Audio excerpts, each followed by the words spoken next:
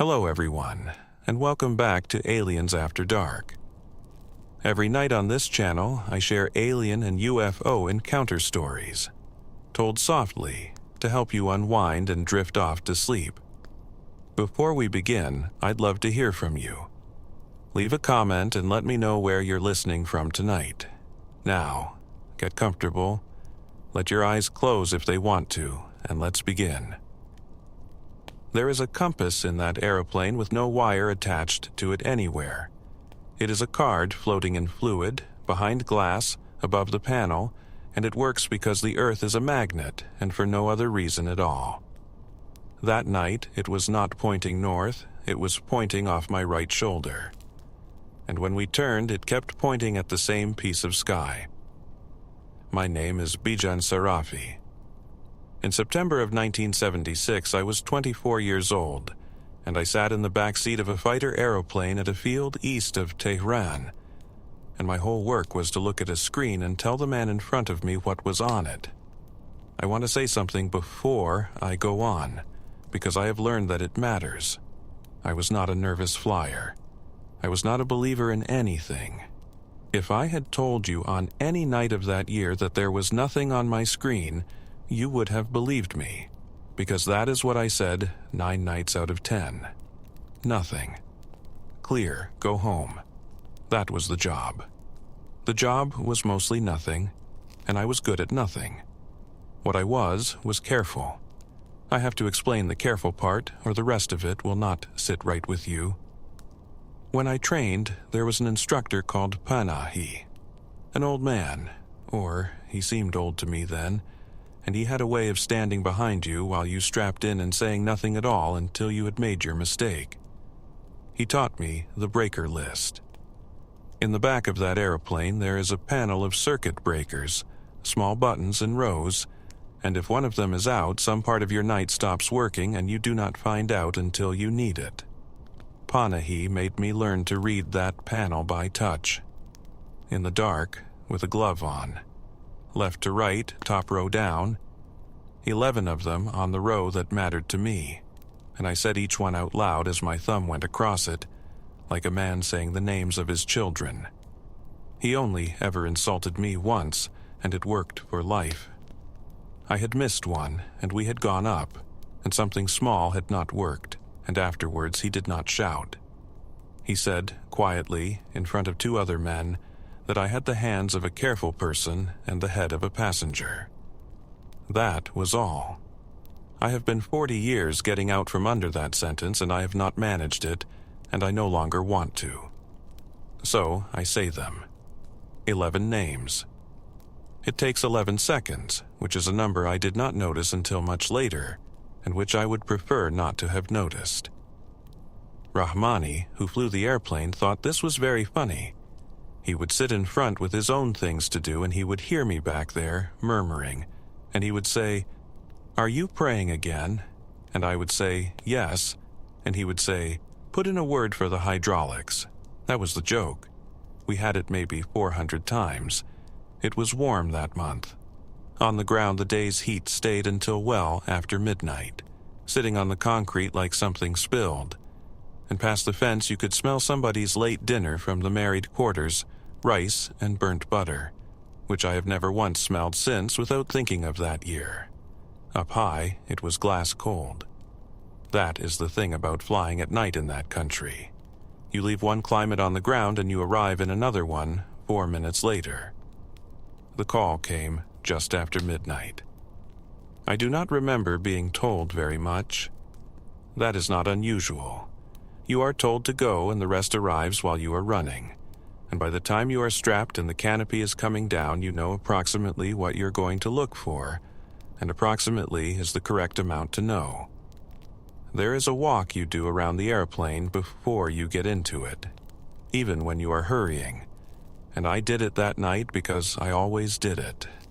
The pins come out and the red streamers come with them, and you carry them in your hand where the other man can see them, because a streamer in your hand is a promise that nothing is still locked. The brakes were hot from whoever had come in before us, and they smelled the way they always smelled, like an iron-left face down on a cloth. There was a lizard on the chalk. I remember the lizard better than I remember the briefing. Then you are in, and the world becomes small and rubber-smelling. The mask has a smell that I could produce in my nose right now if I wanted to, and sometimes I do not want to, and it arrives anyway. The knee board on my thigh with the grease pencil tied to it by a bootlace, and the marks on it smearing under a gloved thumb the moment you touch them, which is a thing I complained about for 4 years and which nobody ever fixed. I said my breakers. Left to right, top row down, 11, all in. We climbed out to the east and turned, and the city went from a grid of lights to nothing to a grid of lights again as we came round, and the tower was talking to us in the ordinary way. Just level, unhurried, a man doing his shift. He stopped in the middle of a word. I want to be exact about this, because it is the part I have said badly for 50 years. He was not cut off. There was no crackle, no squeal, none of the noises a radio makes when a radio fails. His voice was there, and then his voice was not there, and the sentence had not finished. And underneath where his voice had been, the earphones were not dead either. I could still hear the aeroplane's own hiss, the soft nothing that lives behind every transmission. So the circuit was alive. The circuit was alive, and the man was gone out of it. I said the word "we say" when we want the other man to speak. He did not answer. Then I looked at my screen, because that is where I live, and there was a return on it. A return is a mark. It is not a picture of anything, but a mark on that screen has habits, the way a person has habits, and this one had none of them. It had no strobe with it, no little companion signal that says who I am, and that I am one of ours, and it did not drift. Real returns drift, they wobble a little, as the aeroplane and the air and the set all disagree slightly about the world. This one sat where it was as if it had been printed there. I asked Rahmani for 10 degrees right, to see the geometry change. The mark went 10 degrees right. He did not say anything about that, and neither did I. I have thought since that this was a mistake, that if either of us had said one true sentence out loud at that moment, the whole night might have gone differently, but I do not really believe it.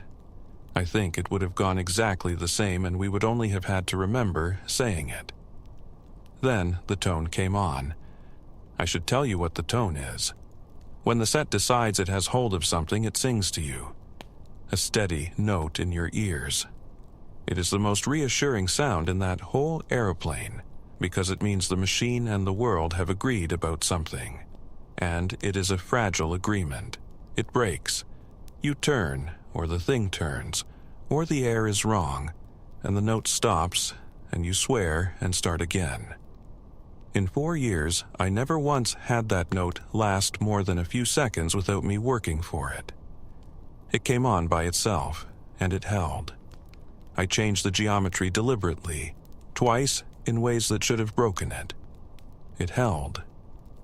Then I reached out and I turned the set off, which is a thing you do not do, and I heard the note continue in my ears for 2 full seconds after there was no power going to anything that could make it.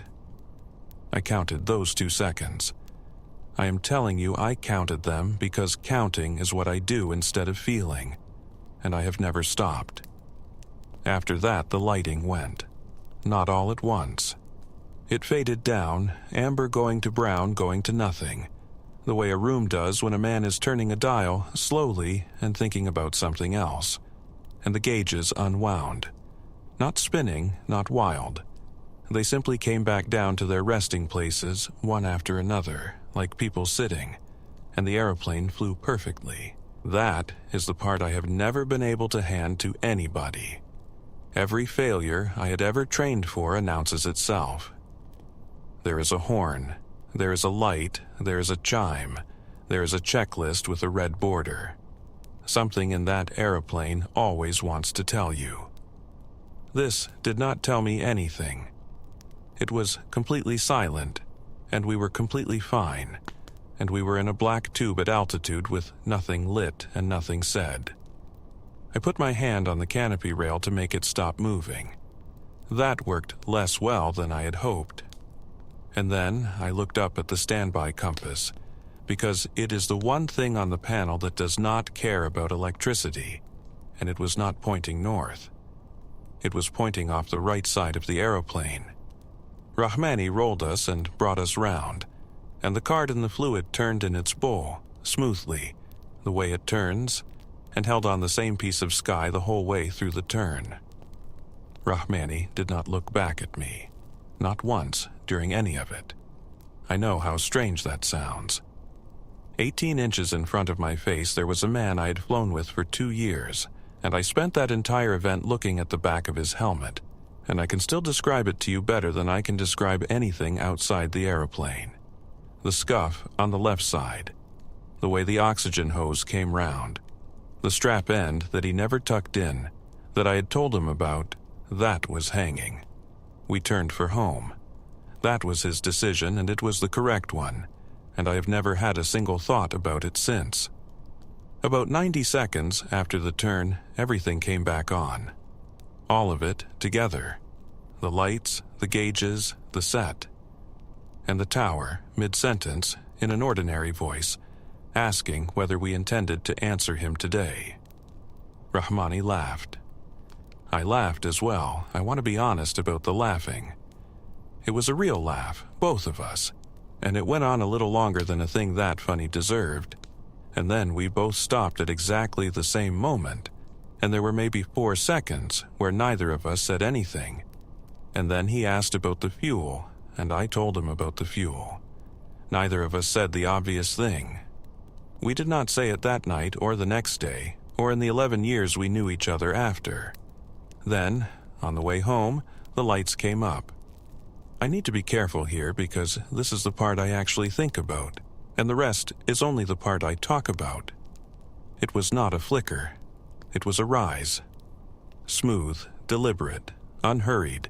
The interior lighting of that cockpit coming up past the setting I had it on and then past the place where the dial physically stops. I know where that dial stops.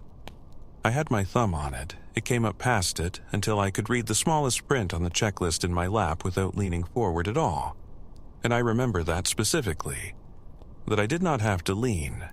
That a thing I did 50 times a night was no longer necessary. It held there for 11 seconds. I counted them. Of course I counted them. And while I was counting, I was looking at my own hands, because there was now enough light to look at them properly, and I could see the stitching on the gloves and a thread coming loose at the base of the left thumb, and I thought, I should get that seen too. That was the thought I had. A man at altitude in an aeroplane where the light was doing something that light does not do, thinking about a thread. Below us, the city was going past in its grid, orange and even, and everything down there was completely normal, and I have always found that the worst part. And then it settled back to where I had it. Not down to nothing, not off. Back to exactly where I had set it, which is a thing that requires knowing where I had set it. Nothing else happened. Nobody was chasing us. There was no shape and no light outside, and I never saw anything at all that night. And that is the truth, and it is the reason I stopped telling this to people. It was exactly, precisely like a person leaning in over your shoulder to see what you are reading, and then leaning back out. We landed. The airplane was fine. I was fine. There is a page in every airplane's book where you write what went wrong. I wrote about the compass, because the compass was the only thing I could write about without sounding unwell. They swung it, which is the procedure. It was 3 degrees out. They swung it again, 3 degrees out. Eventually somebody replaced it, and the entry against my entry, in another man's handwriting, says, "No defect found, no defect found." I've thought about that sentence more than almost any other sentence in my life. It is not a lie. Somebody looked, and nothing was wrong. And that is exactly the problem. There is a flask in the leg pocket of that suit.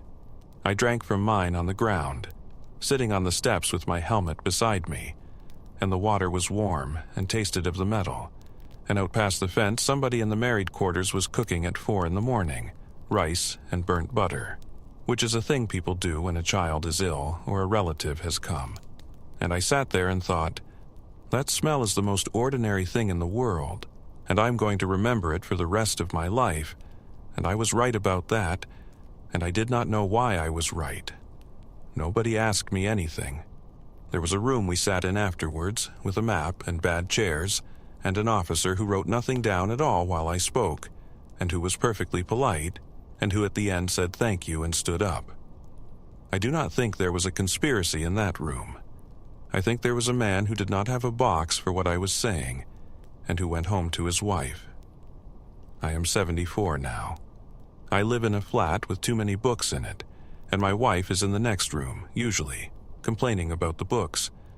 When the lights flicker here, and they do because the wiring in this building is older than my marriage, I say the breaker list. Out loud, left to right, top row down. 11 names in order, in the dark, to nobody. She has stopped asking. She only waits until I've finished. I do not think it was anything.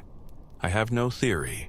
I am a man who looked at a screen for a living, and the honest position of a man like that is that a mark on a screen is a mark on a screen. Perhaps the set was faulty. Perhaps the compass was faulty, and the radio and the lighting, and all of them chose the same 19 minutes. But then again, maybe not. A balloon does one thing. It goes up until it bursts.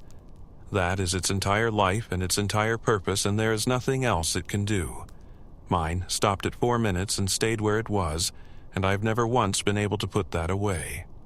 I measured the sky for a living. That was my work for 19 years, and for 9 of them it was at a field outside Tabriz, where the military and the airline shared one runway and disliked each other politely. Soraya Nikbor. In January of 1978 I was 31, and I was the night observer, which meant that between dark and light the sky belonged to me and to nobody else. Understand what that work was, because it matters to what I'm going to tell you. I measured how high the clouds sat, and how fast the wind went, and in which direction. If I was wrong, aeroplanes were wrong. Nobody who does that job for 19 years is careless about a number. I have been called many things and never once careless. The shed was concrete, one room, with a window that had to be opened to take an observation, which meant that the room was never warm, and there was no point pretending otherwise. There was a paraffin heater that ticked when it cooled and smelled like a paraffin heater. There was a barograph in the corner with its pen scratching away at the drum, day and night, the most patient object I have ever known. There was an enamel cup with a chip out of the rim that was mine, and that everybody knew was mine, and that nobody ever used. And there were the dogs, 4 of them, on the apron, always. I fed them, which is why they were always there, which is why they were noisy at me, which the tower complained about twice a year in writing. The particular thing I did that night was a pilot balloon ascent, and I will explain it properly because the whole story is inside the explanation. You take a red rubber balloon. You fill it with gas until it lifts a small weight off a hook, and the reason you do it that way, rather than by size, is that a balloon filled to a known lift climbs at a known speed. That is the trick, and it is a beautiful trick, and it is more than 100 years old. The balloon goes up at a rate you can rely on. So if you know how long it has been flying, you know how high it is, without measuring the height at all. Then you stand outside with a theodolite, which is a small telescope on a tripod that reads angles, and you follow the balloon, and every minute you read off 2 numbers. How far up, which way round, your stopwatch tells you when the minute is. And from those numbers, later, at the table, with a slide rule, you work out what the wind is doing at every level between the ground and wherever the thing finally burst. That is all it is. A balloon, a watch, and a woman getting cold. It was clear that night. No moon. Snow up on the high ground and none at all on the apron. and the kind of cold that makes the stars look wet. I remember thinking, walking out with the tripod, that it was the best sky I had been given in a month, and that I would get a clean run, and that I would be inside again by 20 past. I released it at 11 minutes past midnight. I know that because I wrote it down in ink, which I will come back to. The first 4 readings were ordinary. The balloon went up the way a balloon goes up, and its angle rose steadily and its bearing drifted west, and I said the numbers out loud to myself as I wrote them, which is a habit and not a symptom. At 4 minutes, the angle did not change. I assumed I had fumbled it. That is the honest first thought of anybody who does technical work at night. You do not think something impossible is occurring. You think, I have put my eye to the wrong thing, or my hand has knocked the tripod, or I am tired and it is Tuesday. So I took it again, carefully, leveled the instrument, checked the bubble, put my eye back, the same number. The bearing was still moving. Very slowly, still going west, exactly as the wind would carry it. But the height had stopped, and it had stopped at a height the balloon should have gone through about 2 minutes earlier, and the balloon was still there, and it was still faintly lit, the way they are, catching whatever light there is. I stood up from the theodolite and looked at it with my own eye, without the instrument, because sometimes the answer is that you are looking at a star. It was not a star. Stars do not drift west at the speed of the wind while you watch them. I want to tell you what I felt, and the truthful answer is that I felt irritated. I had a good sky and a clean run, and something had gone wrong with it, and I would have to do the whole thing again, and it was very cold, and my hands were bad that winter. They were bad every winter, chilblains, and I had a trick with my cuffs that only half worked. So I did the next thing that a person in that job does. I swung the ceiling light onto it. The ceiling light is a searchlight, a proper one, pointed straight up, and its whole purpose is to put a spot on the bottom of the cloud so that you can measure the angle to the spot and calculate the cloud base. It is a crude instrument, and I loved it. On a clear night it is useless, because there is nothing for the beam to land on, and the beam simply goes up and away and is gone. I put it on, I moved it across, and the beam ended. Not faded.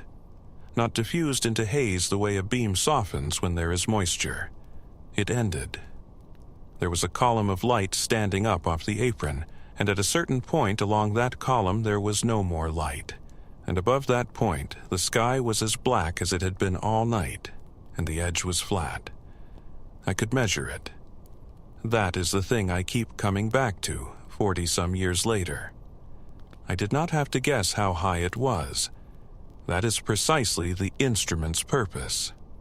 I read the angle off the projector's own scale, and I knew the baseline because it is painted on the concrete, and I did the arithmetic in my head twice, and then on paper once, and I got a height, and the height was the height at which my balloon had stopped. There was no sound to any of this. I have to say that clearly, because a pilot balloon run ends with a sound. It bursts. On a still night, if you are lucky and the air is right, you can actually hear it, a small dry pop a long way off, and observers are absurdly pleased when they hear it. We all were. That night, there was no pop. There was nothing. The run did not end. It simply never finished, and I stood there past the time when it could have gone on finishing. Behind me, the dogs were lying down. I noticed it, and I did not think about it, which is how these things work. All 4 of them, in a line, on the cold concrete, facing the same way. Not at me. And when I walked back past them to the shed, none of them got up, and one of them did not even follow me with his eyes, and I fed them at 6, and they were fine. Around 20 to 1, cloud came in from the west. Ordinary cloud, gray, low, dull, wonderfly boring. It came across and it took the sky away, and it made the whole apron feel like a room with the roof put back on. I took a normal observation. Cloud base, cloud amount, wind, temperature, dew point, all of it, every box on the form, and the form went in the tray for the tower, and a copy went in the tray that went nowhere. And I made tea in the chipped cup, and I sat down, and I decided. That is the correct word for it. I decided that it had been a long week and a cold night, that the balloon had burst where I could not see it, that I had been tracking a star, that the beam had ended on a thin layer of something invisible. Any one of those. I did not choose which. I only decided that it had been one of them. I sat in that shed for 3 hours, being perfectly comfortable with that. At 4, I went out to close the run and put the equipment away, and the ceiling light was still on, because I had left it standing where it was, and had not gone back out to switch it off. The beam still ended. The cloud had come, and the cloud had gone again, and the sky was clear, and the column of light stood up off the apron and stopped at the same place it had stopped 4 hours earlier, flat, with nothing above it. I walked into it. Not bravely. I walked into it the way you walk into your own kitchen. I put my hand up into the light, which is a stupid thing to do and which anyone would do, and the light on my palm was warm. That is the whole of it. That is my peak, if you like, and I know it is a small one. A woman in a coat standing on concrete at 4 in the morning with her hand up in a beam of her own light, and the light warm on her palm, and behind her 4 dogs lying in a line, and nothing else happening anywhere in the world. I stood there long enough to be sure. Then I took my hand down and switched the projector off and went inside, and it was ordinary dark, and I put the kettle on again. At first light I found the balloon. It was on the apron. 40 meters, perhaps, from the mark I release from, which is painted, because everything at an airfield is painted. It was still inflated, not slack, not softened, full and round, and standing against the ground in the little breeze. It was dry. There was frost on the concrete, and frost on the tripod legs where I had left them, and frost on the backs of the 4 dogs. There was no frost on the balloon, and when I picked it up I could feel it through my glove. It was warm. I took it inside and I put it in a tin because I did not have any better idea, and I kept the tin on the shelf above the barograph. It stayed inflated for 11 days. Rubber balloons do not do that. They go down over a night, 2 nights if the seal is good. 11 days, and I checked it every morning like a woman with a plant. On the 12th day, somebody tidied the shed. I did not shout at him. He was 19, and he had been told to tidy the shed, and he had tidied the shed. I remember standing in the doorway looking at the clean shelf and thinking, well, there it is. There goes the only physical object I will ever have. I wrote nothing about any of it in the log. What would I have written? There is a box on that form for remarks, and it is 1 line long, and it is for things like blowing dust. I am retired now, and I have a barometer on the wall of my flat that my grandson thinks is a clock. When the weather changes, I still go and look at it, and I still tap the glass, which does nothing, and which every person who has ever owned one does, and I write in pencil. Always. Every time. Because that night I wrote the release time in ink, and then a few minutes later I wanted to change something, and I could not, and I sat there with a pen in my hand looking at a number I could not take back.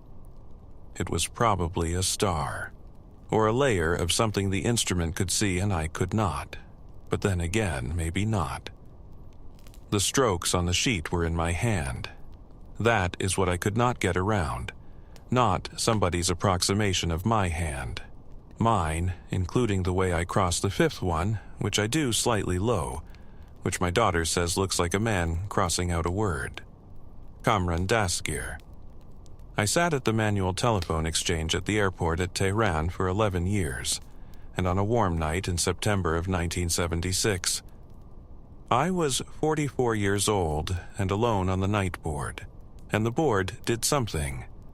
I should say what the board was, because most people now have never seen one and think a telephone is a thing that happens by itself. It was a wall of small holes. Jacks, each one a line, each one with a little round lamp above it, and in front of the wall a shelf with pairs of cords lying in it like sleeping animals. A lamp lights, you take the front cord of a pair, and you put it in that hole and you say the name of the exchange, and the person tells you who they want, and you take the back cord of the same pair, and you put it in the hole for where they want to go, and you press a key to ring it, and that is a telephone call. That is the whole of it. A man with two pieces of wire making a bridge between two people who cannot see each other. I loved it, and I am aware of how that sounds. I could tell you which line it was by the sound of the lamp seating. That is not a special ability. It is only what happens to a man who does one thing for a long time. 11 years on the same chair, and the cushion had taken the shape of me, and my right shoulder ached from reaching the top row, and it still does, in that same one place. And I kept the tally. The exchange was supposed to report its traffic once a month, and nobody else would do it, so I did it. A ruled sheet and a carpenter's pencil that I sharpened with a knife because I liked the way it took an edge. 1 stroke for every call, 4 upright, and the 5th laid across them. 4 and across, 4 and across.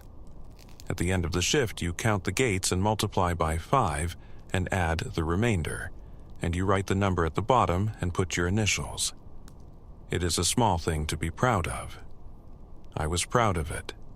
I have not been given very many things to be proud of, and I took what I was given.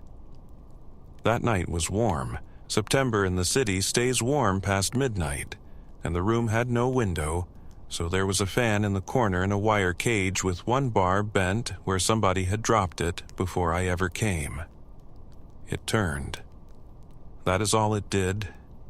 It moved the same warm air from one side of the room to the other, and every man who ever worked that board complained about it, and nobody ever asked for a new one. The calls started at about 12:30. They came from everywhere. Different districts, different sorts of people. A woman who spoke very correctly. A man with a voice full of sleep. A boy, maybe 14, whose mother was saying something behind him. And they said the same 3 sentences. Not the same words. I want to be careful. They said the same 3 things, in the same order, in their own words, and by the 5th or 6th call, I found that I could have said the next line before they said it. And once, may God forgive me, I nearly did, and I stopped myself. And I have thought about that a great deal since, because I do not know what would have happened if I had. I plugged them all through to the tower. That was correct. That was the procedure. What the tower did with them was not my business, and I did not ask, and nobody afterwards ever told me. I made my strokes. 4 and across, 4 and across, then 2 lines connected to each other. Both lamps lit. I reached for a pair of cords, and while my hand was going out, the lamps changed, and they changed in the way they change when a circuit is made. I looked at the shelf. Both cords of every pair were lying in the shelf where they belonged. Nothing was plugged into anything. I had not touched a thing.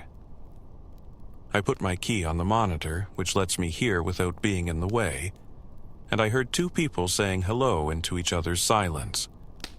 Neither of them knew who had called whom. They were both, very reasonably, waiting for the other one to explain. They spoke over each other twice, and then the woman laughed and said something about the telephones being mad tonight, and they both hung up, and the lamps went out. And it was over in maybe 20 seconds. I sat back in the chair. I remember putting both hands flat on the shelf, which is not a thing I do. Then the board went quiet. You have to understand what that means in that room at that hour. There is always something. A lamp somewhere, a click, a far-off ring being answered by another exchange. In 11 years, I do not believe I had ever had 1 whole minute of nothing. I had 2. I counted the fan going round. That is what I did with those 2 minutes. I sat with my hands on the shelf and watched the bent bar come past and past and past. Then I did the thing I should not have done, which was that I plugged into a line that was not ringing. I have asked myself why. I think it was the same reason a man pushes a door that says, pull. My hand simply wanted an ordinary result, and I heard a room. Not a person, a room. A large one, from the sound of the space in it, with a hum. And the hum was the same note as the hum of my own board, which is a note I had lived inside for 11 years, and could have sung to you at any hour of my life. And underneath it, faint, there was a fan turning, at the speed of my fan. I know that because I sat there and I looked at my own fan and I listened to that one, and they went round together for as long as I could stand it. I pulled the cord out. That is the only decisive thing I did all night, and I am not proud of it either. Nasiri came through with her bucket about then. The night cleaner. She used to hum, always the same song, an old one that my mother used to have on a record, and you could hear her coming from 2 corridors away, and then the humming would stop at the door because she thought it was rude to hum at a man who was working. She was not humming that night. I noticed it in the moment, and I put it away, and I have taken it back out perhaps 1,000 times since, and it will not tell me anything. She said something about the heat, that it was worse in the corridors than in the rooms, and I said something back about the fan, and she said the fan had been broken since before her sister worked here, and she went out. I nearly stopped her. I want that written down somewhere before I die. I nearly said, "Would you sit down for 10 minutes?" and I did not, because a man of 44 does not say that to a woman with a bucket at 1 in the morning, and because I would have had to explain, and because I could hear exactly how it would sound. I have thought about that more than I have thought about anything else in this whole business. Not the lamps, the bucket, and the door closing. By 2, it was normal. Ordinary calls, a complaint about a delayed flight, from a man who wanted me personally to answer for it. A woman looking for her brother, and then, at about 1:15, somebody wanting the number of a taxi office, which is not a thing an airport exchange is for, and which I gave him, and his voice was the most beautiful sound I have ever heard in my life, and he will never know that. And he was rude to me. I made tea on the ring in the corner. I decided there was a fault on the frame downstairs. There is a room under that room full of wire and dust, and a man called Bahman who had opinions about everything. And I decided that in the morning, Bahman would find something loose and would be unbearable about it for a week, and I would let him be, gladly. Then every lamp on the board lit at once. All of them. Not in a wave, together. The whole wall, including the lines that were disconnected. There were 9 or 10 of those dead for years, left in place the way things are, with a strip of paper gummed above them and somebody's initials on it. Those lit too. There was no ringing, that is the part.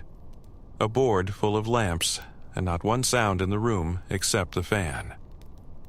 I sat with my hands in my lap. I did not plug into any of them.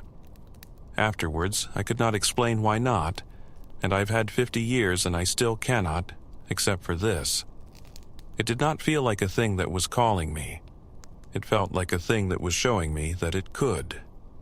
I do not know how long, less than a minute. Then they went out all together the way they had come on, and there was a lamp on the 3rd row that lit again by itself 2 seconds later and then went out too, and that was the last of it. At 6, the morning shift came in. She hung her bag on the hook and looked at the board and said that it was going to be hot again, and asked whether there was tea, and I said there was tea, and she said good, and sat down in my chair. That is what I remember most exactly out of the whole night. Not the lamps. Those 5 ordinary seconds of a woman hanging up a bag and asking about tea, and how badly I wanted them to go on longer than they did. The tally sheet was on the shelf where it always was. There were 31 more strokes on it than I had made. I counted 3 times, standing up, with the pencil in my hand. 6 gates and 1 stroke over, all in the space after the last one I had drawn, going along the line the way I go along the line, in my hand, with the 5th stroke crossed low. I folded that sheet and I put it in my wallet and I carried it for years. It went soft the way paper does. And then one summer my wife washed a pair of trousers. She was very upset when I told her what had been in them. More upset than I was, I think, because I had already had it long enough by then. I told her it did not matter. It did not particularly. I had counted it 3 times. I am very old now. There is a telephone in my hall on a small table that only rings for my grandchildren and for people who want to sell me something. I count to 3 before I lift it. Every time. My grandchildren think it is a joke I do and they laugh and I let them. Perhaps there was a fault on the frame. Bahman never found one, but Bahman was not a careful man, but then again, maybe not. Somebody wrote our own number on the glass that night and they put a bar through the 7. Nobody at that site crossed a 7. I certainly did not. I had never crossed a 7 in my life. I was the technician responsible for the set. Ardashir Malik, 27 years old, February of 1981, at a radar site in the Alborz above the snow line. 4 men and a dome and a road that is closed for 4 months of the year. I want to be clear about something at the beginning. I am not going to describe a mystery to you. I am going to describe equipment doing things that equipment cannot do, which is a different problem and a worse one, because I was the person responsible for the equipment. The site was 2 huts and a dome on a shoulder of rock. Generator in one hut, ourselves in the other, and the operations room in the middle with 2 scopes and the plotting board. Outside, snow packed so hard by the wind that you could walk on it like a floor, and poles along the road every 20 meters so that you could find the road when there was no road. The last vehicle before the closure is a small ceremony. Everything you are going to want until spring comes up on that vehicle, and everybody stands out in the cold to watch it arrive, and then it goes away down, and you listen to it for a long time. You learn the sound of a place like that in about 3 days, and then you cannot unlearn it. The generator has a note, and the note dips when a rack draws current, so that after a week you know from your bed which piece of equipment somebody has just switched on. And the whole operations room smells of hot dust, because that is what valve equipment smells like when it warms, dust cooking slowly on glass, and I have smelled it twice since in my life, both times in old buildings, and both times I stopped walking. There were 4 of us. Myself, 2 operators, and Vahdadi, who cooked and did everything else and who had no technical interest whatsoever and never pretended to. The telephone was a single pair of wires down the mountain, and it had been noisy since December. There was a trick to it. You pressed the earpiece hard against your head and put your thumb over your other ear and shouted, and about half of what you said arrived now. 2 things to explain, and then I will tell you what happened. The first is the test target. Every hour, the set injects a small false signal into itself, and if the set is healthy, that signal appears on the scope at a known range and a known bearing, in the same place every time. It is how you prove that what you are looking at is a real picture of the world and not the machine dreaming. It appears only when a particular circuit is switched in. That circuit is called the moving target circuit, and its job is to hide things that are not moving, so that mountains do not clutter the screen. Switch it in, the test target appears. Switch it out, the test target is gone. That is not a preference. That is how the wiring is. The second is the board. A sheet of glass standing up with the map printed on it, and behind it a man with a grease pencil. He writes from the back, mirrored, so that it reads correctly to the officers standing at the front. It sounds difficult. You learn it in a week and then you can do it drunk. Every mark on that board that night was made by one of us, from behind, backwards. The pencils lived in a flat tin with a picture of a ship on the lid, and there were 3 colors, and the colors meant things. Yellow for what you had seen, red for what you were being told about from somewhere else, green for what you had lost and were guessing at. Most nights on that mountain the tin was never opened at all, and the pencils were worn down to stubs anyway, because a stub is easier to write backwards with, and that is the sort of thing you learn in a place where the road is shut. And on that printed map, our own site is a small symbol with the site number beside it. Printed. Part of the overlay. Nobody draws it ever because it is already there. Our number had a 7 in it. It started at about 11 in the evening. One of the operators, Ghaffari, called me in because he had a return that was behaving badly. I switched the moving target circuit in, which is the first thing you do, because it will clear a false return caused by ground clutter about 8 times out of 10. The return vanished. I switched it out. The return came back. That is backwards. That is entirely backwards. Switching that circuit out should bring back every fixed thing on that mountain and drown a small return in mountain. Instead, it brought back one clean mark and nothing else.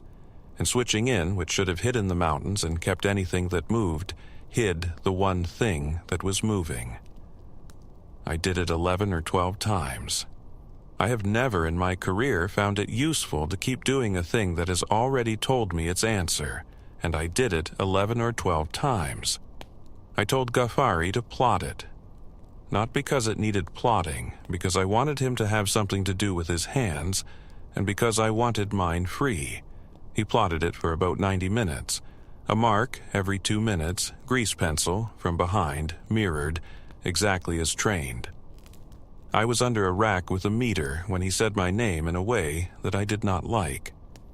Not frightened, flat, the way a man says your name when he wants you to look at something and does not want to describe it first.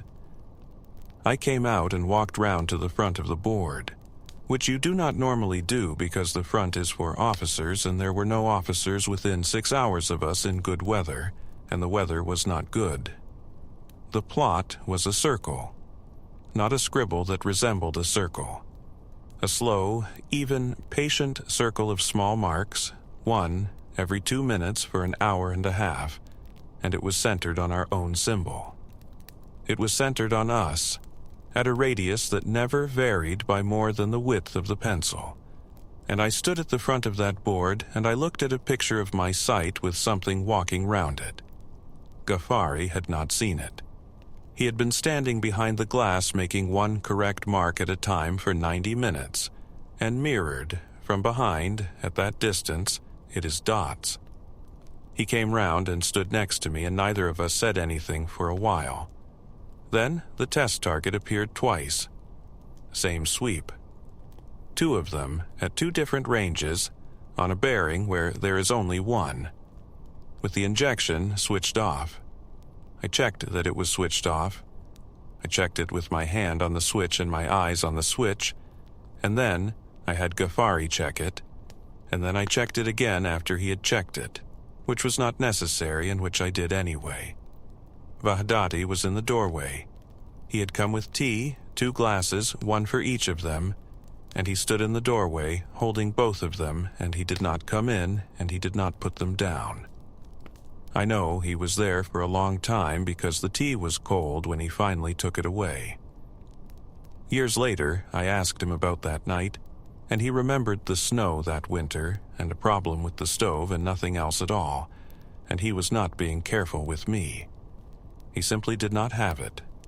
At about 4, everything went clean. Ordinary, empty. The mountain returns exactly where the mountain has always been. The noise floor where it should be. The test target once per hour in its correct place when the circuit was in and gone when it was out. I ran a full set of checks, all of them properly for about an hour, and I wrote down the readings as I took them. Everything was in tolerance. One figure was fractionally out in a way that has no operational meaning, and that I could have made go away by warming the rack for another 10 minutes. And I wrote a shift report that said the set performed correctly. That is what it said. It was true, and I have never been able to decide whether it was honest. At 4:20, every azimuth returned at once. I need to say what a scope does, because otherwise this will sound like nothing. It draws lines of light where things are. A sweep goes round, and where there is something, there is brightness, and where there is nothing, there is dark, and the whole art of the job is reading the difference. The whole face went to an even glow. Not bright, not violent, even, and complete and silent, edge to edge, no structure in it anywhere. It is the difference between holding a torch and having one shown at you. That is the only comparison I have ever found, and I have looked for a better one for 40 years, and there is not one.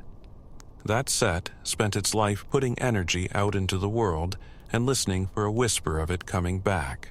For about 6 seconds it was not doing that. For about 6 seconds it was simply being lit. Nobody said anything.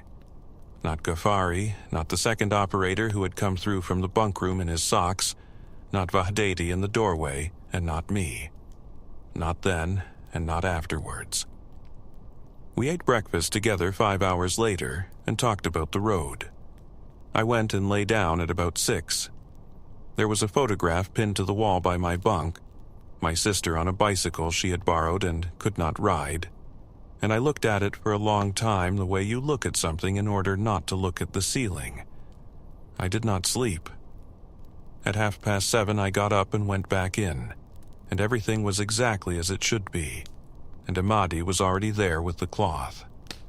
The board was cleaned by the day shift before anybody photographed it. Ahmadi did it. That was his job, first thing, wipe the glass, and he did his job, and I have never once held it against him. But I saw it before he wiped it, and so did Ghaffari. On the printed symbol for our own site, somebody had drawn our site number again. Over the top of the printed one, in grease pencil, following it, the way a child follows a letter. And it was drawn from the front. Not mirrored. From the front, in a room that had 4 men in it, and a glass wall that nobody had gone round, and the 7 had a bar through it. I am 72. I live near my daughter. I write letters by hand because I do not care for the alternative. I cross my 7s. I have crossed every 7 I have written since that February. If you ask me why, I will tell you it is a habit I picked up from a European instructor. And that is a lie. And it is a lie I have told perhaps 200 times, and I have never once told it badly. The set was old. Valve equipment does strange things in cold. It is possible that one of us drew it in some state and does not remember, but then again, maybe not. A sterile pack is not a mystical object. It is cloth and paper and a strip of tape, and the tape goes dark when it has been to the right temperature for the right time, and that is the whole science of it. That is why I trusted it. That is why, when I opened that cupboard at 4 in the morning, I sat down on the floor. My name is Mitra Ansari, and I was a nurse for 31 years, and in June of 1990 I was 38, and I ran the night at a small clinic on a base near the southern coast. Small is the correct word. 2 treatment rooms, a ward with 6 beds, a cupboard, a bench, an autoclave, a refrigerator, and a compressor for the air conditioning that ran day and night and that nobody in that building had consciously heard in years. June down there is not a temperature, it is a substance. The air has weight. You put on a clean uniform, and by the time you have walked from the accommodation to the clinic, it is not clean anymore. And the salt gets into everything, into the hinges, into the paper, into the backs of the taps, so that the whole place smelled of disinfectant and salt and, when the wind came the other way, of diesel from the flight line. The road in floods at high tide. I want that understood before I go on, because it is the shape of the whole night. Twice a day that base is an island, and everybody knows the timetable the way people elsewhere know the bus, and that night the doctor was off the base and the tide was in, and there was no version of events in which anybody was coming to help me for about 4 hours. I had planned my night around it. That is what you do. You look at the ward, you look at the tide table, and you decide what you would do about each of the possible worst things. I had 2 patients, a hernia who was fine, and a young man with a broken wrist who had done it in a way that he did not want written down, and which I wrote down anyway. Now the autoclave. I will explain it because everything turns on it. An autoclave is a pressure vessel that cooks things with steam until nothing is alive on them. You wrap the instruments in cloth and paper, you put a strip of tape across the packet, and you put the packet in. The tape is pale when it goes in. It comes out with dark stripes across it, not because of the steam, because of the temperature held for long enough. It is a promise in a strip that you can read across a room. That machine had a voice, and I knew all of it. The climb, where it starts to labor and you can hear the pressure building against the door. The long plateau, where it does nothing at all for 20 minutes and you go and do something else. And the gasket on the left side, which wept, always, in a thin line down the enamel, and which had been on a requisition since before I arrived, and which I dried with the same cloth every day for 6 years. And I dated every pack, in pen, in my own hand, day and month, on the paper where it folds. I was the only person in that clinic who did that, and I was mildly famous for it. And the doctor used to say that if the tape said it was sterile, then the date was a superstition, and I would say, "Yes, doctor," and go on writing the date. It began at about 1:30, and it began with silence. The compressor stopped. The refrigerator stopped. The ceiling fan in the treatment room stopped. Within about 2 seconds of each other, all 3, and I only noticed it all because I could hear the sea. I had worked in that building for 6 years, and I had never heard the sea from inside it. It is 400 meters away. It had been there the entire time. I want to say what that was like because I have never found the words, and I'm going to try again now. It was not frightening. It was the opposite of frightening.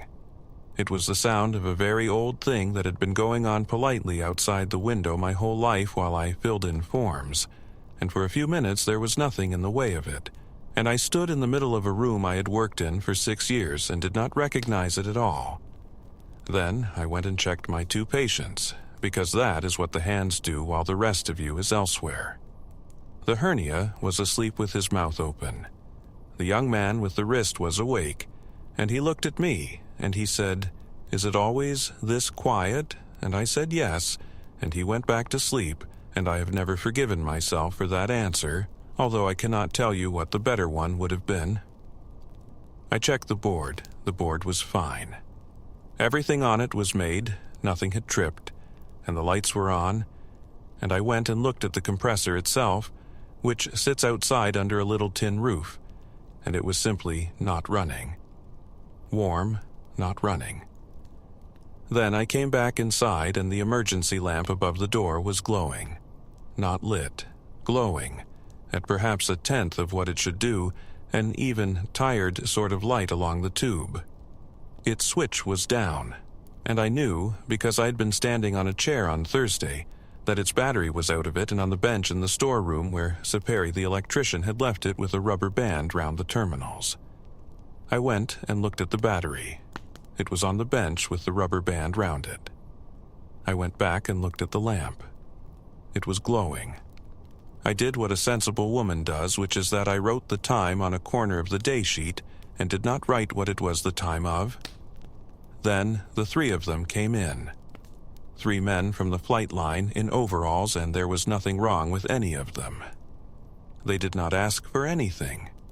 The older one, Tarabi, apologized for coming in, which is an odd thing to apologize for at 1:30 in the morning when there is nothing to apologize about, and then they stood just inside the doorway in the light, and they did not leave for 40 minutes. I asked twice, not pressing, the way you ask, and both times one of them said something that was an answer in shape but not in content, and the youngest of them, who cannot have been 20, looked at the floor and moved his feet.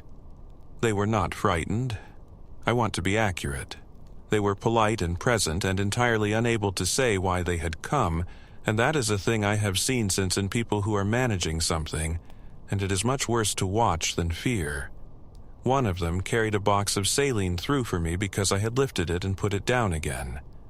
I did not ask him to. He simply stepped forward and took it and put it where I was going to put it, and said nothing. None of them mentioned the light above the door, which was directly over their heads the entire time, glowing, with its battery on a bench in the next room. At about 3, everything started again. Compressor, refrigerator, fan, all at once, the whole building coming back with a shudder and then settling. And the 3 of them looked at each other and laughed.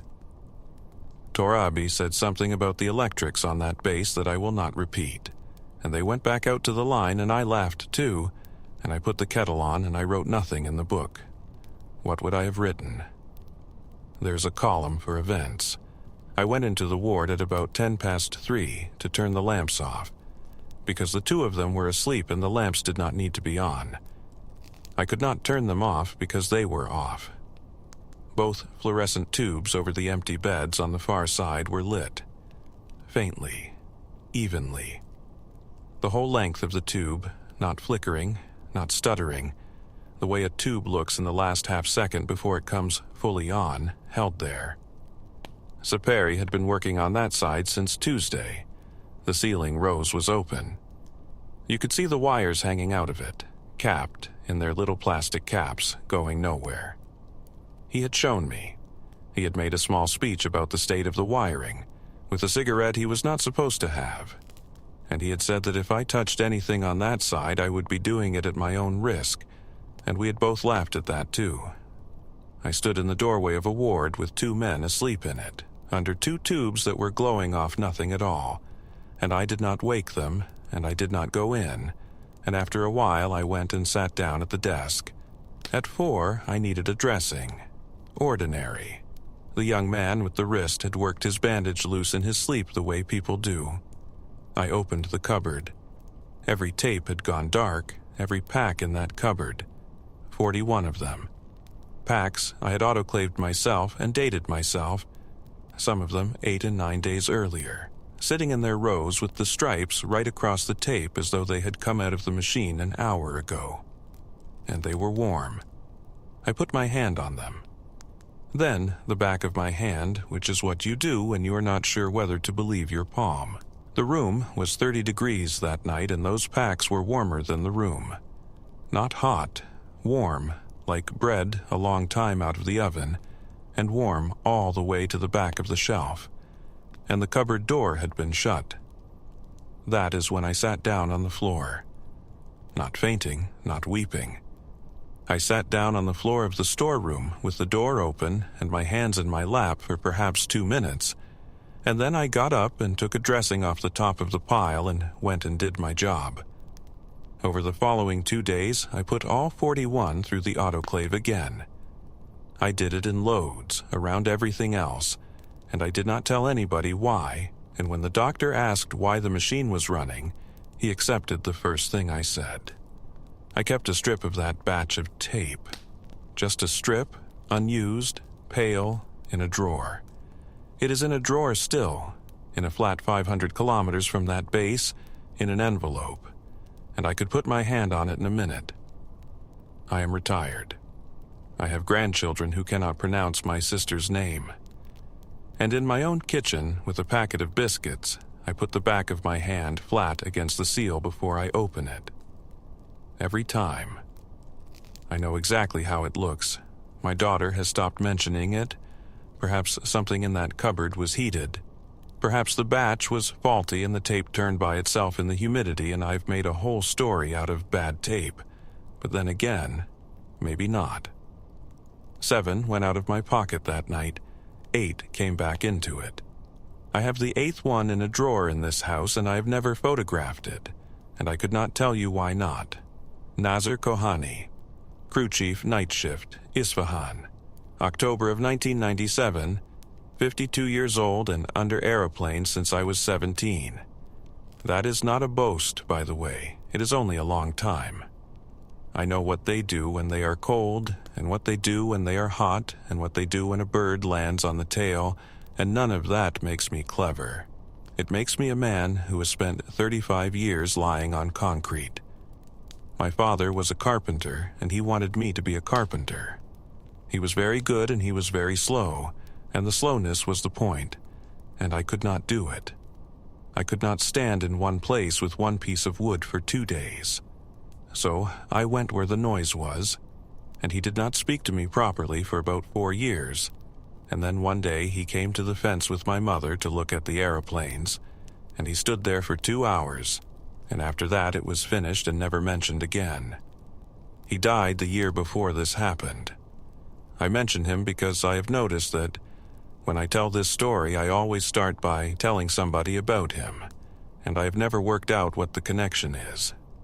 The night I am telling you about was the first cold night of that autumn. That is a particular thing in that city.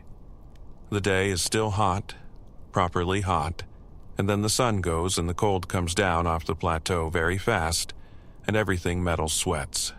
The airplanes sweat. You go out at 11 and there is water standing on the top of a wing that has not been anywhere. We had 3 of them on the line. Chalked, covers on, cold, nobody in them. Nothing was flying. That was a maintenance night, which means that the interesting work is inside, and the aeroplanes outside are furniture. There was a radio somewhere playing music too quietly to identify. There always was.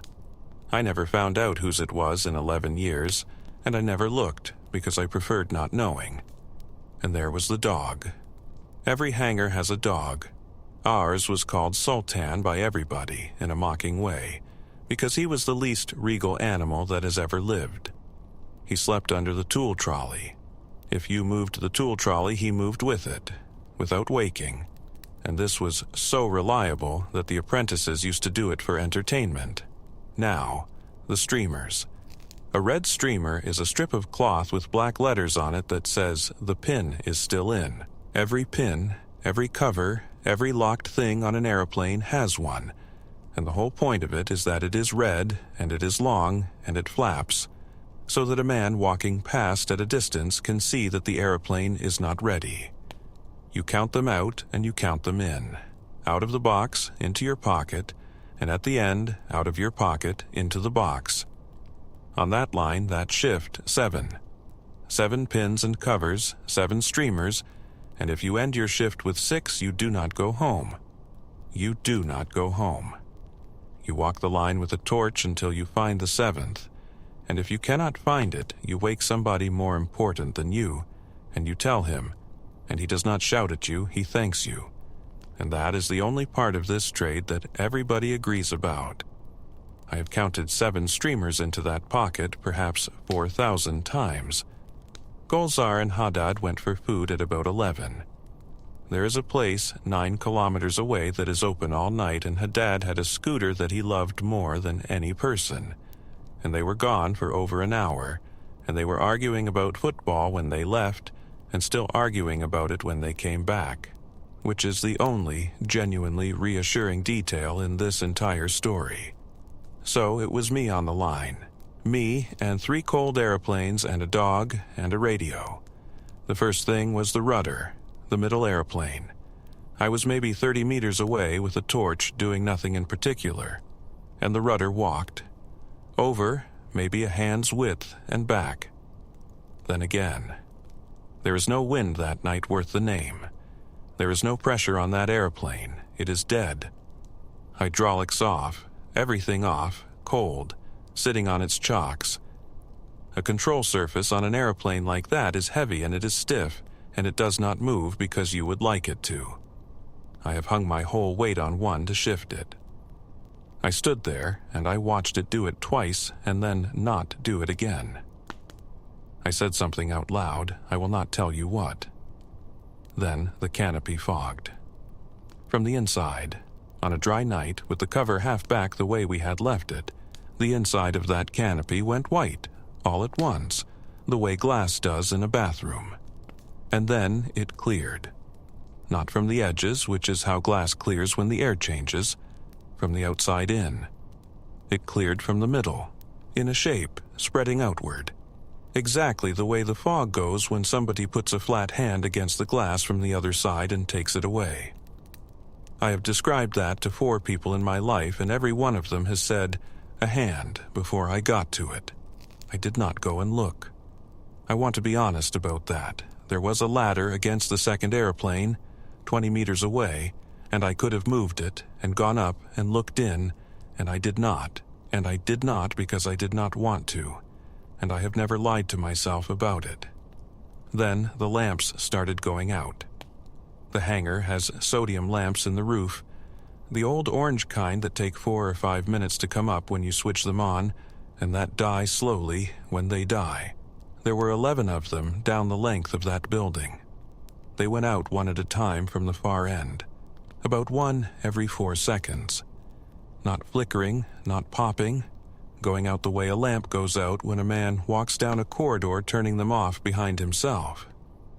I stood and watched it come down the building, and I could not make myself walk toward it or away from it, and at the end of it there was one lamp left, and it was the one over my head, and I was standing in a circle of orange light in a black hangar with 3 aeroplanes outside on the apron. The radio was still playing. That is the detail nobody ever wants, and it is the one I would give you first if you let me. Somewhere in that black building, a radio was going on at the same volume it had been going on at all night, and I could half hear the song, and I have never been able to name it. And for a while I stood in that circle of light trying to name it, which I now understand was a thing my head was doing to keep me busy. I reached for the field telephone twice. Both times I put it back. I know what I was going to say, and I know how it sounded, because I said it in my head fully twice in the voice I would have used. This is Kohani on the line. I want to report that the lamps have gone out and that a rudder moved. And then the man at the other end says, "Is the airplane damaged?" And I say no. And he says, "Is anybody hurt?" And I say no. And then there is a silence, and in that silence I am a 52-year-old man on a night shift. Sultan was not there. I did not register it at the time. I have registered it every day since. That dog was under the tool trolley every single night for 11 years. And on that one night the tool trolley was empty, and I found him in the morning 300 meters away, asleep under the water tank, perfectly well. And he would not come out until Haddad carried him. The lamps came back on together at about 12:30.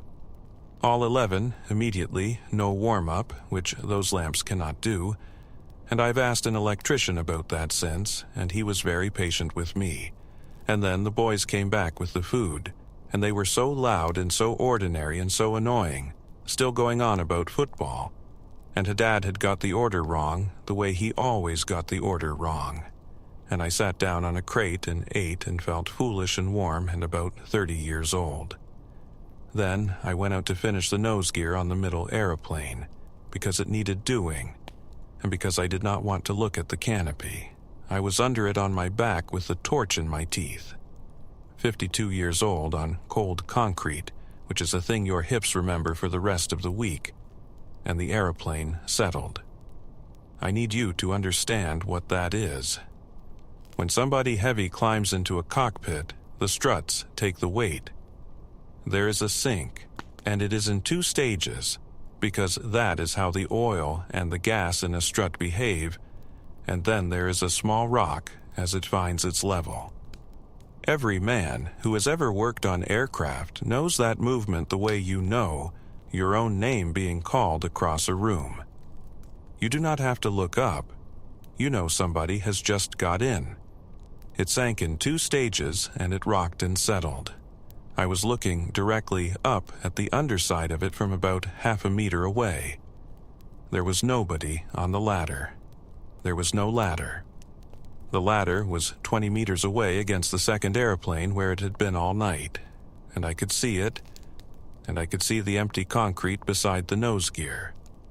And I stayed exactly where I was for a long time. I do not know how long. Long enough that my shoulder went numb. Then I came out from under it on the other side, and I walked into the hangar and I made tea. And at 5:10 I did the thing I have done 4,000 times, which is that I took the streamers out of my pocket to count them into the box. There were 8. Same cloth, same stitching. Same black stencil, the same letters, the same everything. And the 8th one was faded almost pink. Not dirty, faded the way they go when they have hung in the sun for years and years. Soft in the hand, the black gone to gray at the edges. And the number stenciled on the tail end of it was the tail number of an airplane that had not been on that line since before I came to that base. I put 7 in the box. I put 1 in my coat. Golzar was standing next to me while I did it. He was 22, and he had been taught by me, which meant that he watched a count the way a boy watches his father do a sum.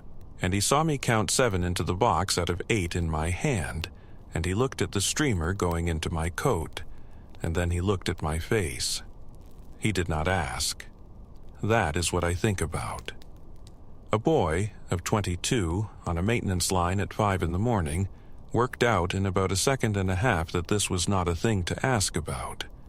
And he picked up the box and carried it in, and he handed over to the day shift and told them everything they needed and nothing else. And he never once mentioned it to me, not that year and not in the 6 years afterwards before he went to work for the airline. The handover itself took 4 minutes. Everything serviceable. Nose gear complete. Nothing to report. I have it here. It is in the drawer of the table under the window, wrapped in a piece of the same paper it has been wrapped in since about 2001 when the first paper went yellow. My son has seen it. He thinks it is from my last day at work. I have let him think that for 20 years, and I'm not sure now how I would go about telling him otherwise. I count things in and I count things out. Tools out of a bag and back into it. Bottles into a crate. The chairs at his wedding, God forgive me. All of them, twice. My son thinks it is age, let him think it. Somebody could have left an old streamer in the box. That is possible. That is a thing that could happen, and I have said it to myself in this chair on many afternoons. But then again, maybe not. Every aeroplane that has ever been built has a speed below which it stops flying and starts falling. That is not an opinion. That is the entire basis of my profession. So, when I tell you that something crossed my field that night at less than the speed of a bicycle, at height, I am telling you the one thing in the world I am actually qualified to be certain about. Golnaz Imami. I have been a controller for 19 years, and in October of 2004 I was 29, and I had the night watch in the tower at a field near Shiraz that the airline and the Air Force shared, more or less politely. 2 in the morning is a particular kind of shift. The room is dark because you have to be able to see out, so the only light in it is the amber off the strip holders, and the soft green of the radar repeater and whatever the city throws at the glass. Nothing was due until 5:30. There was a chair with a broken lever that had been folded up with a piece of card under it since before I arrived. There was a thermos my mother had filled, which is embarrassing at 29 and was also the best thing in that room. Zand was asleep downstairs in the restroom. That was allowed, and that was normal. And I want to say clearly that nothing that follows is his fault. The thing I want to explain first is the strips. Every aircraft that comes into your area has a paper strip. It prints out, you slide it into a colored plastic holder, and you put it in a bay on the desk in the order that things are going to happen. You write on it in pen as things change. Times, in the 24-hour clock, always. When the aircraft is gone, the strip comes out. At 2 in the morning, with nothing flying, the bay is empty. And an empty bay is a very particular kind of tidy, and I used to square the holders in it anyway, tap them into line with 2 fingers, because you cannot sit in a dark glass room for 6 hours doing nothing at all with your hands. The printer had a noise. 2 noises, really. A short clearing of the throat about a second before anything happens, and then the print itself, which is a fast, dry zip, and then the strip sits there in the slot waiting to be taken. If you have worked a tower, you can be asleep in a chair, and that first noise will have you upright before the second one starts. And the paper had a smell. Warm and slightly chemical, strongest in the first few seconds, and I liked it. And I have met 3 other controllers in my life who admitted the same thing. That is the only superstition I have ever had. Remember it. Out of the glass on the north side there is the city, which at that hour is an even orange blur with a few individual lights sharp in it. And there is one radio mast on a hill with a red lamp on the top of it that goes on and off all night at its own pace. I had been watching that lamp for 6 years. It is the thing you look at when there is nothing to look at, and every controller at that field had a private relationship with it, and mine was that if I ever noticed it had stopped, I would know I had fallen asleep. It did not stop, not once, all night. I checked it 4 or 5 times during what I'm about to tell you, and every time it was going on and off exactly as it always had, which was, in a way I still cannot explain, the most upsetting detail of the entire shift. The slow target came in from the northwest at about 2:10. Primary only. That means the radar is seeing it because energy went out and came back, and it means the thing is not talking. There was no transponder, there was no code, no altitude, nothing being said. Primary only returns are not exotic. Weather does it. Birds do it. A flock of birds will give you a soft, ugly return that wanders about. This was not soft, and it did not wander. It was a clean single mark going in a straight line across my area. I timed it between 2 fixes and worked out its ground speed, and then I did not believe the number, so I did it again over a longer run. The number was the same. It was moving at about the speed of a person cycling to work. Nothing that can hold height can do that. Nothing. And I sat there with a pencil in my hand doing arithmetic I had done 10,000 times, getting an answer that the whole of my training says cannot be produced. So I called it. Standard phraseology on the frequency 3 times, in the way you do it, asking any aircraft on that bearing to identify. And there was nothing. Not nobody answering, nothing. When you transmit and release the key, the frequency comes back to you with a hiss. There is always a hiss. It is the sound of the transmitter and the receiver and the air and the whole apparatus being switched on and pointed at each other. Every controller in the world knows what an open, empty, live frequency sounds like. And it is not silence. I was talking into a circuit with no bottom in it. Then the strip printer ran. 1 strip. That machine only runs when something is coming, and nothing was coming for 3.5 hours. I got up and pulled it out and took it to the light. No call sign, no type, no route, no level. The fields were blank, and printed cleanly blank, not garbled, not overprinted. There was a time on it. The time was 11 minutes ahead of the clock on the wall. I looked at the clock. I looked at my watch. I looked at the clock again. Then I put the strip in a holder, because that is what your hands do, and I put the holder in the bay, and I squared it. The third thing was the lights. I wanted to do something ordinary and physical. So I reached over to bring the runway lighting up a step, just to look at something I had caused. Nothing changed. I looked at the panel, and the panel said the lighting was at full. And I looked out of the glass at the runway, which was 40 meters away and perfectly visible, and the runway lighting was at step 1, the lowest. The dim orange, we leave it at all night. Both of those things were true at once. And both of those things were in front of my eyes at the same time, and I moved the selector through every step and back, and neither the panel nor the runway paid any attention to me at all.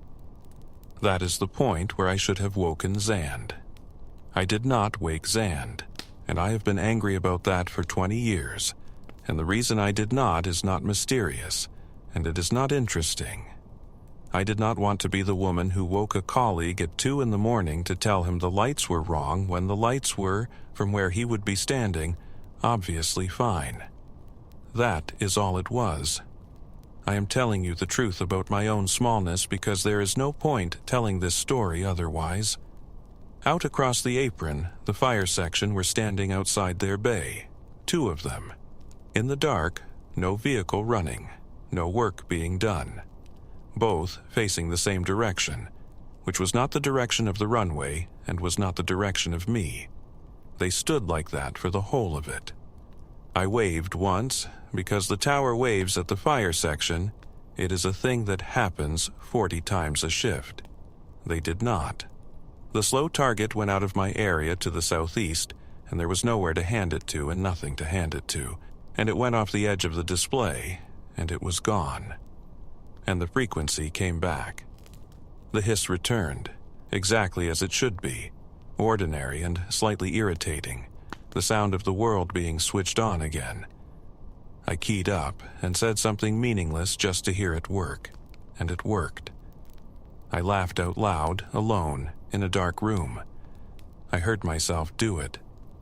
Then I poured tea out of my mother's thermos and drank it, standing up. And I went round the desk and squared the strips in the bay, which took about 4 seconds, because there was one strip in it. I had not moved from the window when the room went warm, not hot, warm, and evenly.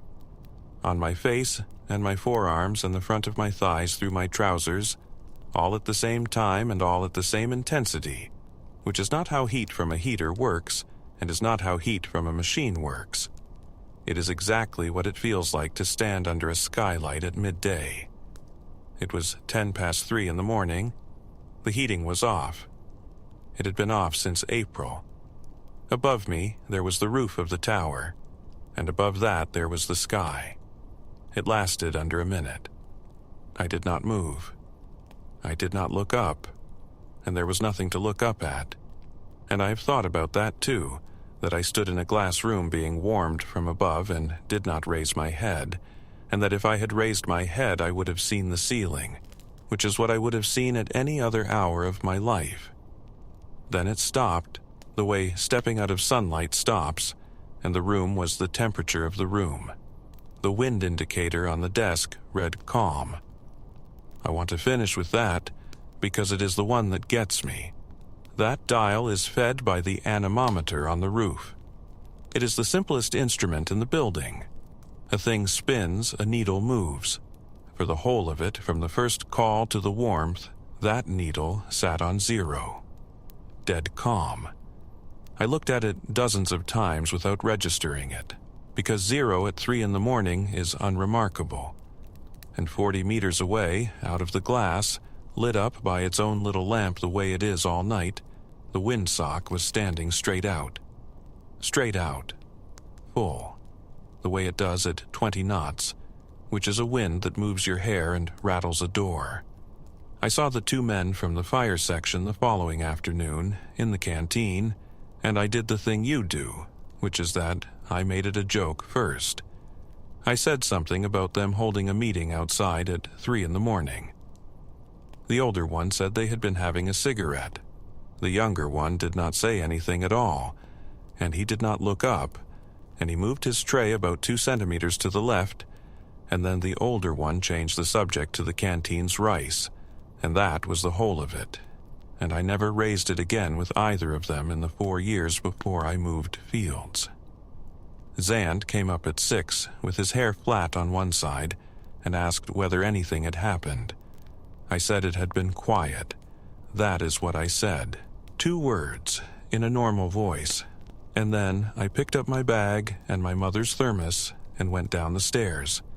and I have thought about those two words more often than I have thought about the warmth or the windsock or any of it, because they came out of me completely smoothly, and I had not decided to say them.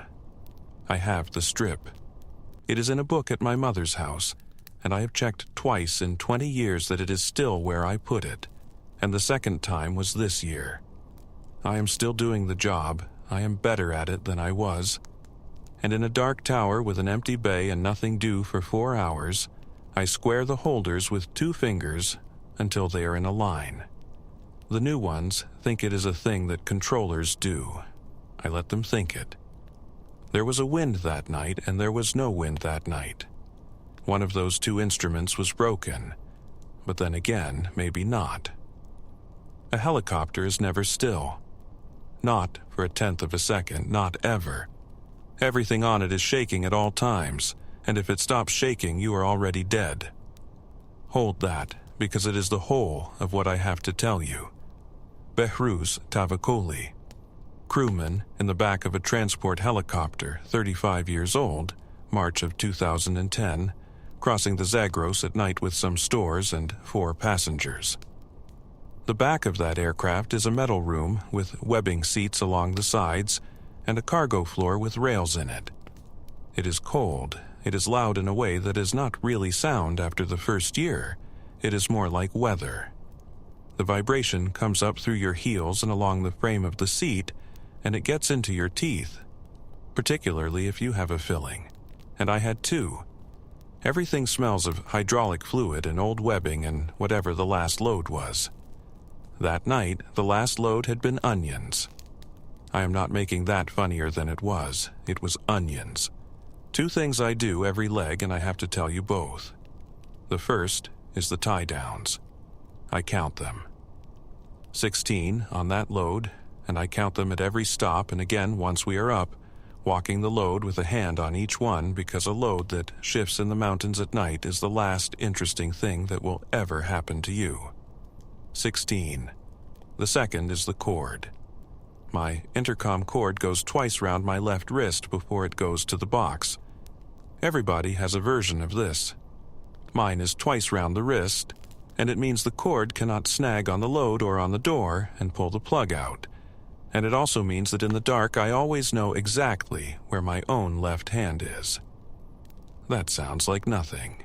In the back of an aircraft at night, knowing where your hand is not nothing. The seats are webbing on a frame.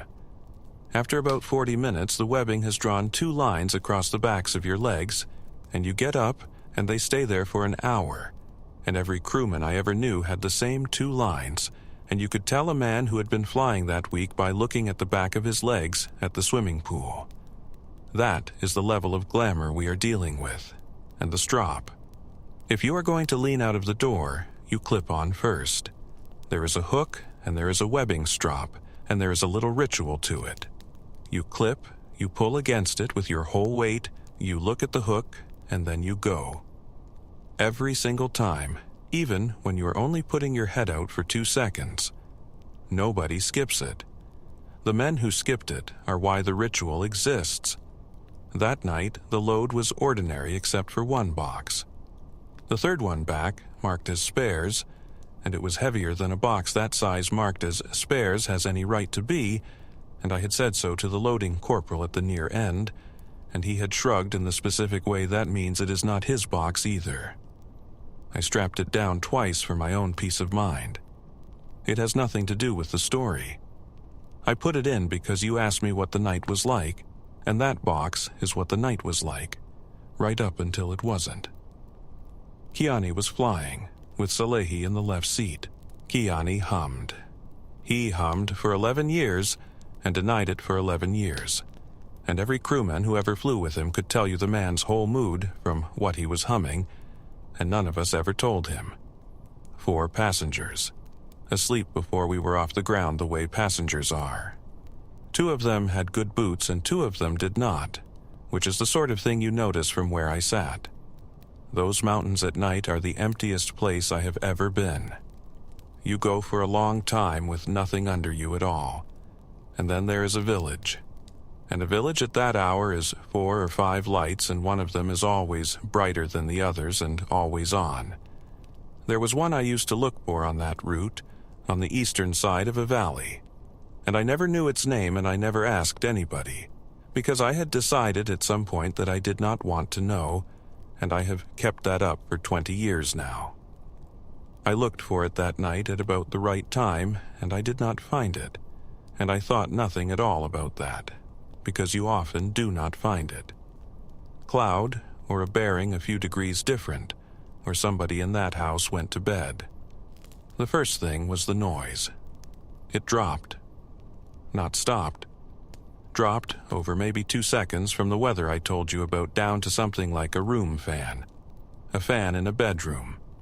That is what a transport helicopter sounded like from the inside for a while that night, and the rotor was turning.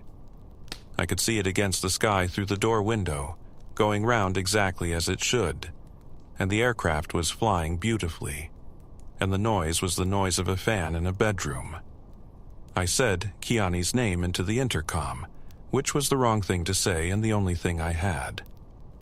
Then the lights went white. Our cabin lighting is red at night. That is deliberate. It protects your eyes. Every fitting in that cabin went from red to white, together, smoothly, over about a second, and stayed white. Not flickering. A clean, even, working white light, brighter than our white light has ever been, and I could see the grain in the floor paint and the numbers stenciled on the second box and the eyelashes of the man asleep across from me. The passengers slept through it. One of them woke up. The young one with the bad boots. He surfaced the way people do, half a second of not knowing where he is, and he looked at me and he smiled. That apologetic little smile people give a crewman when they have been asleep with their mouth open, and he shifted his shoulder against the webbing and went back to sleep, in white light, in silence, at 10,000 feet. Then I looked out and down, and the ground was lit. There was an oval of light on the rock below us, moving with us, keeping pace exactly, sliding over the ridges and down into the shadow of them and up the other side, the way light does over ground. Our landing lights were off. I know they were off because I clipped onto the strop and leaned out into the door far enough to look at them, and they were off. Both of them, dark glass, and above us there was the aircraft, and above the aircraft there was nothing. I came back in and sat down and put my hands on my knees. The intercom was empty. I had it open the whole time. That is the part I would go back and take out if I could, because it is the part I still think about at night. When an intercom is open, you hear 2 men breathe. 7 years I'd been in the back of aircraft, and I had never once had a live circuit with nobody breathing in it. It is the sound of company. It is the reason you leave it open. There was no breathing at all. There was only the circuit, leave, and after a while my own throat, which I could hear, and which I stopped being able to listen to. Then everything came back. Noise first, all of it at once, the whole weather of it landing on me. Then the red light, then the vibration through the heels and the frame and the teeth. And Kiani's voice mid-sentence, in an ordinary tone, saying something about the weather at the far end and whether we would get a cup of tea out of them this time. I said something back. I do not remember what. It came out normal. And for about 4 minutes I believed that it was over and finished and nothing. I want you to understand that those 4 minutes were genuinely comfortable. I checked my 16 tie-downs. I looked at the sleeping men. I thought about the tea. 4 ordinary minutes. Then the aircraft went still. Completely still. No vibration in the floor. None in the seat frame, none in my teeth.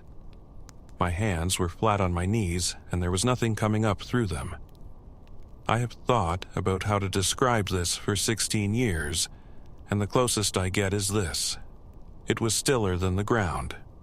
It was stiller than standing in a field. Because when you stand in a field, you can feel your own pulse in your hands if you pay attention. And in those seconds I paid attention, and there was nothing. The rotor was turning. The aircraft was flying. Nothing moved. I counted 9. Then the shaking came back all at once, the way it went, and my teeth were doing what my teeth do, and I was fine. And everybody was fine. And the young man with the bad boots slept on through the whole thing with his head against the webbing. I put my palm flat on the floor. I do not know why I did that. The floor was warm. Our cabin heater had been unserviceable for 2 months. There is a red placard on the switch, a proper one, signed, and I had complained about it in writing twice because the back of that aircraft in March is a cold place to work. The floor was warm from underneath. All of it, from the door back to the rear of the cargo bay, evenly, warmer than my hand, and outside it was well below freezing at that height. And I sat on my heels in the middle of my own cabin with my palm on the metal like a man feeling a horse. And I want to say the thing that I have never said properly, which is that I was not afraid at any point. Not once. I have been afraid in that aircraft, several times, in weather. And I know exactly what it feels like, and it feels like a cold band across the chest and a very fast head. That was not this. This was the opposite. This was calm, all the way through, a kind of calm that arrived without being asked for, and that stayed for about 40 minutes. And it is the reason I have never been able to tell this story to anybody in a way that frightened them, and it is the reason I stopped trying. We landed. There was tea, and there was a shed with a stove in it, and I stood by the stove and drank tea and did not need to. The paperwork came back wrong. 4 passengers, 4 movement forms, times filled in at the far end. All 4 of them 11 minutes out from what Kiani had written in the aircraft's log. Everyone blamed the clock in that shed, which is what everyone would blame, and it went away in about a day. I went back 3 weeks later on another job, and I looked at the clock in that shed against my own watch. The clock in that shed was right. I do not fly anymore. I go as a passenger now, once or twice a year, in an ordinary aircraft with an ordinary cabin. I put a flat hand on the floor when I sit down. Every time. It takes 2 seconds, and nobody has ever noticed except my wife, and if she has an opinion about it, she has kept it for 16 years, which is the kindest thing anybody has ever done for me. There is probably a fault that does all of that. Noise, light, heat, a bad clock. Some fault in a machine I did not understand well enough. But then again, maybe not. 12. That was the number I was given, and I was 19, and when you are given a number at 19, it goes into you and stays. I could not tell you my sister's telephone number today. 12, I can tell you. I am Yusuf Bebahani, and I am 71 years old. And in the spring of 1955, I looked after the lamps at a landing ground in the south. It was not a base. I want to be careful about that, because when people hear that a man was in the Air Force, they imagine something. There was a strip of ground that had been graded flat. There was a windsock on a pole. There was a hut. And there was me, and there was Amiri, who was about 50 and deaf in one ear, and who slept a great deal. And that was the entire population of the place. Aeroplanes came rarely. Perhaps one in a week, perhaps none. But the lamps went out at dusk anyway, because that was the arrangement. And nobody at that distance from anybody was going to change the arrangement. They were paraffin flare pots. Squat, heavy, with a handle and a wick, and you carried them out in 2 trips of 6, because a man of 19 cannot carry 12. You set them on the marks, which were flat stones painted white by somebody long before me, 6 down each side. You lit them with a taper, and you shielded the taper with your body as you went, and the wick had a trick to it. You had to give it a moment to take before you moved on, or the wind would have it. And there was hardly ever any wind, and I did it anyway every time because that was how I had been shown. 12 out, 12 lit. 12 back in the morning, into the hut, in a row against the wall. The paraffin got on my hands and stayed there. My hands smelled of it for 2 years. I liked it then. I liked it very much. You filled them in the afternoon out of a drum with a funnel and a rag under the funnel, and however careful you were, some of it went on you. There was a burn on the side of my right thumb that whole summer from taking a hot lamp by the wrong part, and it healed, and I did it again, and it healed again. I have a white mark there now. My granddaughter asked me about it once when she was small, and I told her it was from a lamp, and she lost interest immediately, which was the correct response. I should say how I came to be there, because it explains the whole of me. My mother had 6 children, and I was the 4th. There was no work in that village, and there had been no work in that village since before I was born, and a man came through, and there was a form, and my mother put my name on the form and did not tell me for 2 days. I was not sent away, I want to be clear. She asked me. But she asked me in the way a mother asks when she has already decided. And I said yes, because I was 17, and because I had never in my life been asked anything. Amiri made tea about 4 times a day, and it was very bad tea, and I have never had better. He had one story about a lorry and a wedding, and he told it perhaps 200 times in the year I was there, and every time it was a little different, and I never once told him that I had heard it. That night there was no wind at all. I want to say that early, because it matters later. The sand had been hot and it was going cold, and the air over it was absolutely still, and the stars were the whole sky, horizon to horizon, and there was no other light anywhere in the world. You have to understand that there was nothing out there, nothing to be afraid of and nothing to be curious about. I lit them, and I walked back along the strip toward the hut, and I turned round at the end the way I always did to look at them, because 12 lamps in a line in the dark is a very beautiful thing, and I do not think anybody had ever told me not to enjoy it. And there was a 13th, down at the far end, past the last stone, burning, the same size and the same color and the same soft moving light as mine. There is no mark there. There is no stone there. There is nothing there to stand a lamp on, and there was nothing there an hour earlier when I walked the line. I counted mine. 12. I counted them twice, out loud, and then a 3rd time from the other end. And I got 12 every time. And I got 13 every time when I included the one at the end. Then the flames leaned. All of them. Together. Toward it. They took on that flat sideways shape a flame takes in a draft, and they held it, and they did not flicker back, and they did not stand up, and there was no wind. I had said there was no wind, and I am saying it again, because I was standing in the middle of it in a shirt, and a shirt tells you everything about the air. Nothing moved. My shirt did not move. 12 flames were lying over sideways in still air, and I could feel my own breath going out of me into nothing at all. So I walked toward it. I have been asked why. I was 19, that is the answer. I went down the line counting the lamps as I passed them. 1, 2, 3. My own voice was the only sound in the world, and my sandals in the sand, and that was all there was. Between the last lamp and the light, the sand was smooth. I could see my own prints behind me in the starlight quite clearly, the way you can on a still night. Ahead of me there was nothing at all. No mark, no track, not a footprint, not a line, not a dragged thing. Smooth all the way to it. And then it went out. Gently, not blown. The way a lamp goes out when a hand goes over the top of it. That slow fold of the flame down into itself, and then dark.